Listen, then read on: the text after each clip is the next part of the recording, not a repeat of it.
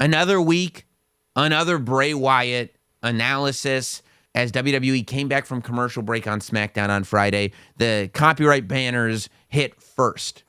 We see the door that was introduced to us at Extreme Rules with the very Brody Lee-like blue light shining through. And a new theme music is playing as Bray Wyatt comes to the ring holding that familiar lantern in front of him. But we can already see, even though the light's not strong on him yet, we can already see that there is not a lot of accoutrement on Bray. He's in a black t-shirt, pair of blue jeans, and some boots. It's as human as we've really ever seen Bray Wyatt to be. And the entrance music that's playing him to the ring by Code Orange, same band that he's used before, is a banger. It was much more grounded than some of Bray's other entrance music has been. This was something that you could see Wyndham, Bray Wyatt, the human being, just listening to.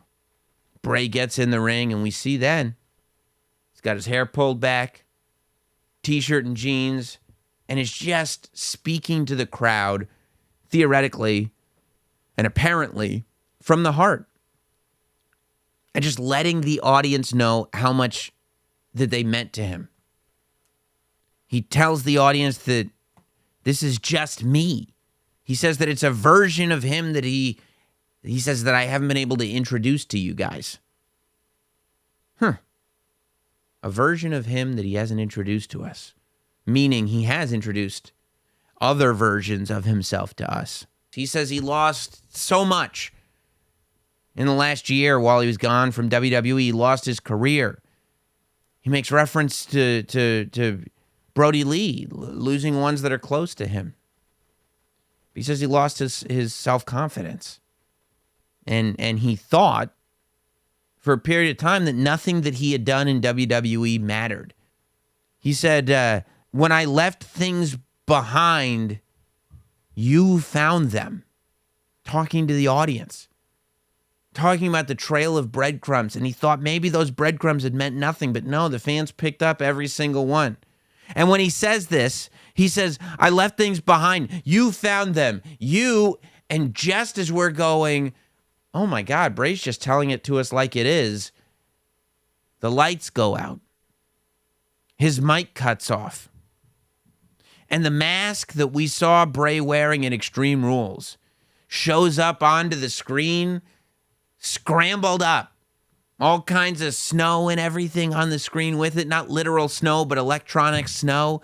And we see these really terrifying red eyes piercing underneath that horrific mask, looking like it was made out of stone, carved out of wood. I don't know. And the masked figure says, oh, little one, come with me. Your life is done. Forget the future. Forget the past. Life is over. Breathe your last. You got no idea who you're dealing with, do you? Oh, but you will. You will. Goes to black. The new logo with the upside down moth and the skull on its back shows up, and we hear, bop! And that's the end.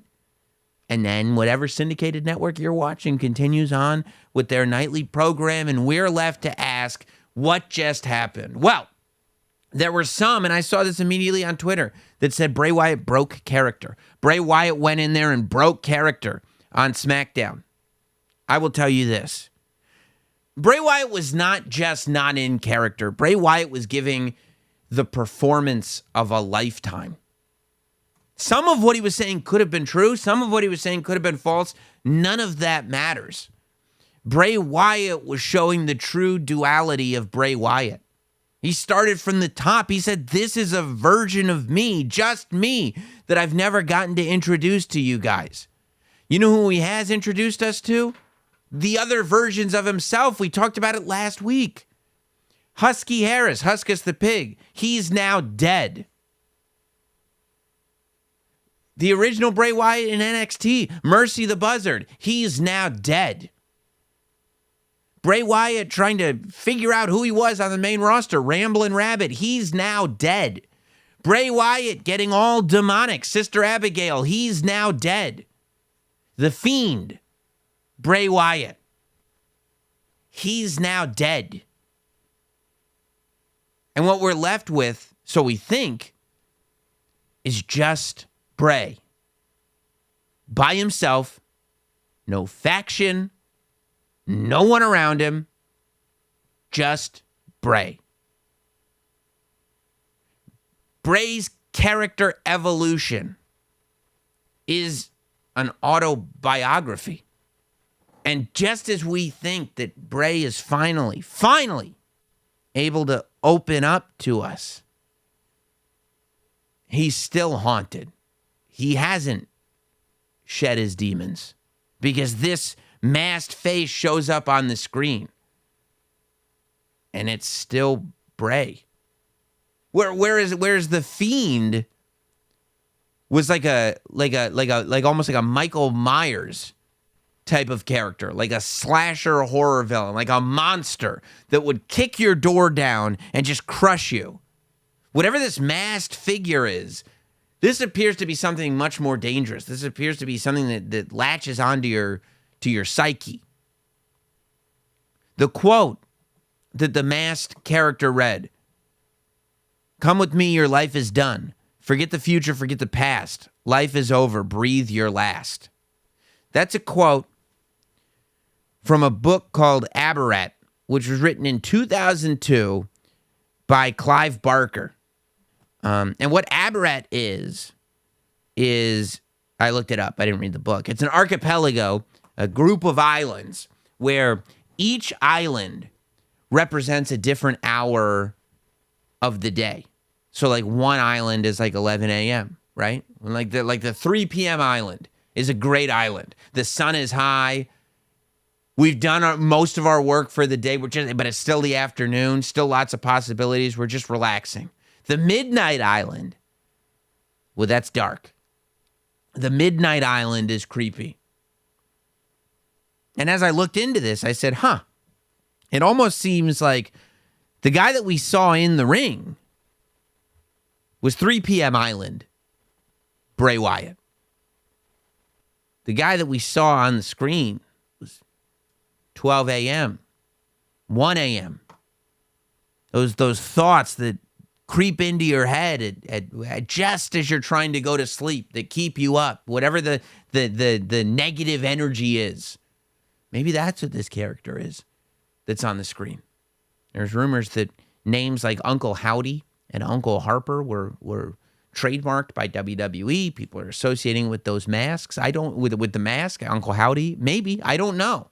But what I do know is that this kind of follows the story as we've been talking about it here on the podcast, that what we're seeing is a very deep, cinematic, almost, character journey of Bray Wyatt.